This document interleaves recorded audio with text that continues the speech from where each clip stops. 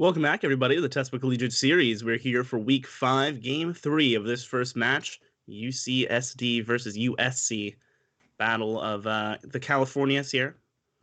And only one can emerge victorious. Cold Hard and Awesome Sauce on the mic, bringing you guys the action here as we load in to our third map. It's going to be on Acropolis. TvP. Yeah, And between Mograine and Flume, this will be the deciding game of the series. Mograine is apparently Hannibal now. 8 different names. Yeah, okay. So production's lying to us outright now, but he has at least somewhere between 3 and 8 names. And he was Mograine, but now he's the artist formerly known as Mograine. And he is not this guy, because this guy is in the blue, and he's from UCSD. He is Flume. In the top left, is he Sun Destroyer? Is he Mograine? Is he Hannibal? Who knows? But he's playing for USC, the Red Terran player. Who was it that played Hannibal? It was there was a TV show of it. It was Mads Mikkelsen, right? I never watched it. I didn't watch it either. I read a news article, and that's about the only thing I had to talk about that name. Barracks. Oh, I like the pseudo fake proxy. I've never seen it be placed here though. I feel like won't that just get spotted? That's what I'm wondering. I think it'll get spotted. Yeah, I'm pretty sure. Thanks to Tespa. Hey, thank you, Sun Destroyer, aka Mograine, aka Hannibal. Tespa is amazing. That's true. Wow, that's true. It's written, and that means it's a fact. Yeah, I think he's gonna see the barracks if he scouts his gas down here. Nope, he didn't go over there. He sees the SCV though. Okay. Oh, he saw it. Okay. All right. He knows. Flume can breathe easy.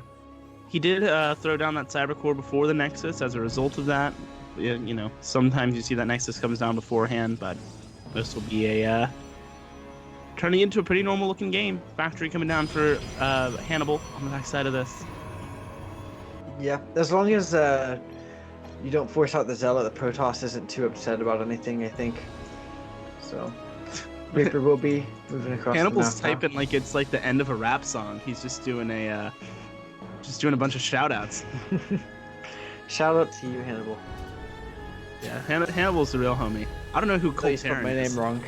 Yeah. Yeah, so both of our names wrong. Forget you, Hannibal. I take it all back. Unbelievable. Man, and now our producer's all smug.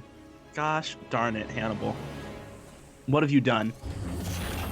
Stalker getting out will be able to deny the Reaper. There's only one way for the Reaper to come in here, and it's now at the natural, so we'll have to take quite a few shots. The Stalker ran forward, though.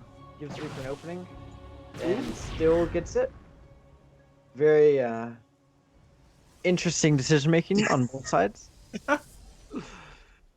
Yeah, that's both of them made the Cyclone? wrong plays there, but Flume coming out ahead.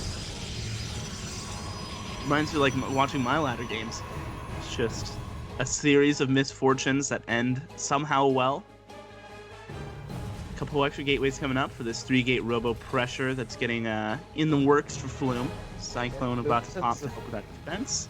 Flume sends a probe across too. It's actually hiding inside of Hannibal's natural base. Wonder what he's gonna do with that. Maybe just scouting. Maybe he'll try to drop a hidden pylon somewhere.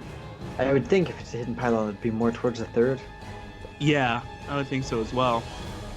I'm surprised he didn't end up throwing one down before tucking this probe in here just to have it, just in case. 2 shield batteries going down on his natural, though. I'm not so sure there's going to be a pressure coming out from him anymore. This is very odd. No probes being made. What is he's adding on another pylon as well? When he doesn't need it. Oh, it's because he didn't see the natural base. Oh. Right. That makes sense. Yeah. That does make sense. The natural base, which is being landed now. The power of scouting. my friends, is evident now, as Sun Destroyer was able to keep that, Hannibal, pardon me, was able to keep that hidden for a bit. And we'll reap a slight advantage from it. 2 workers ahead combined with those mules. Gonna have 2 orbitals pumping those out. Should have a decent enough economy advantage for in the short term. That Banshee going to be looking to really extend that lead as the second immortal was made from that robotics facility. No observer just yet.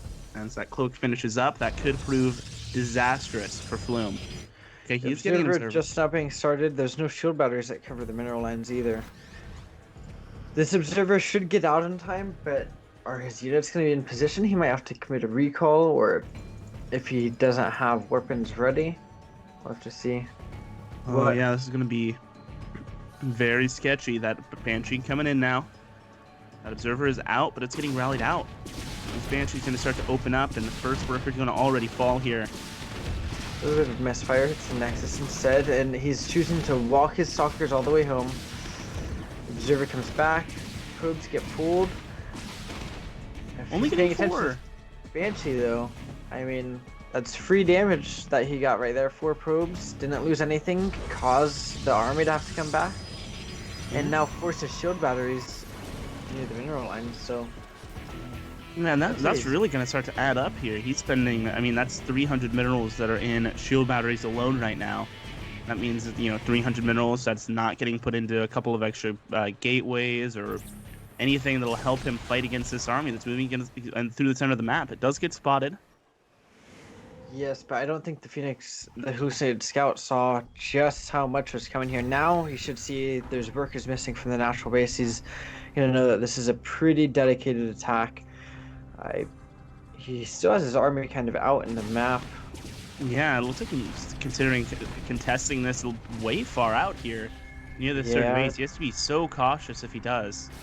I don't think that's the right thing to do here. He doesn't have blink or anything. He's a few slow units. Yeah, he chooses to come back. He's dropping more pylons, but not shield batteries there. Man, and he only has slow warpins on that one pylon there. Yeah, I'm pretty worried for him right now. These tanks just slowly leapfrogging forward. There's the observer that kind of has vision of what's going on there.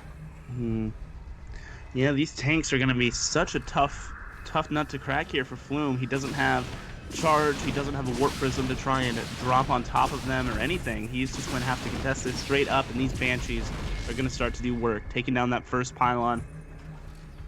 This is such a tough situation for Flume. Supply blocked now on the defense. Another immortal coming down. He will have now 5 immortals with that 5th one finished up, which is nothing to joke about.